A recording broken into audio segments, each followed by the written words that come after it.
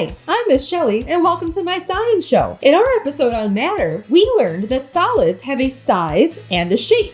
Solids like to keep their size and shape unless some sort of force strong enough to change it acts upon them. So today we're going to demonstrate those features of solids by making our very own puzzles.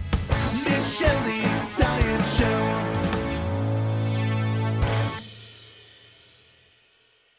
For this activity, you're going to need some cardboard, a pair of scissors, and then something to color with. Ronnie's rule for this activity is to ask for help when cutting cardboard. Sometimes it's hard to cut, so ask an adult for help. Part of what makes puzzles so fun is that you can take them apart and put them back together again. Because solids keep their shape, those puzzle pieces keep their shape and will click back together. We're going to start with a solid piece of cardboard that I'm going to color some sort of picture on.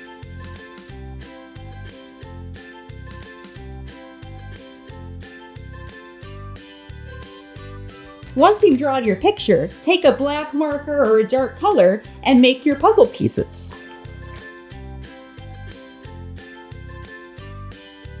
Once you've drawn your puzzle pieces, take your scissors and cut on the lines.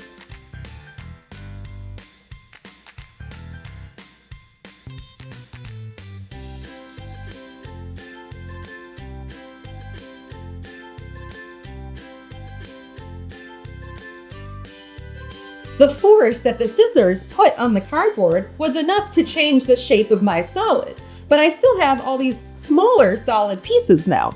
I should be able to put them back together since these pieces are going to keep their shape and their size, and I'm not doing anything to change that. Now let's try to put it back together.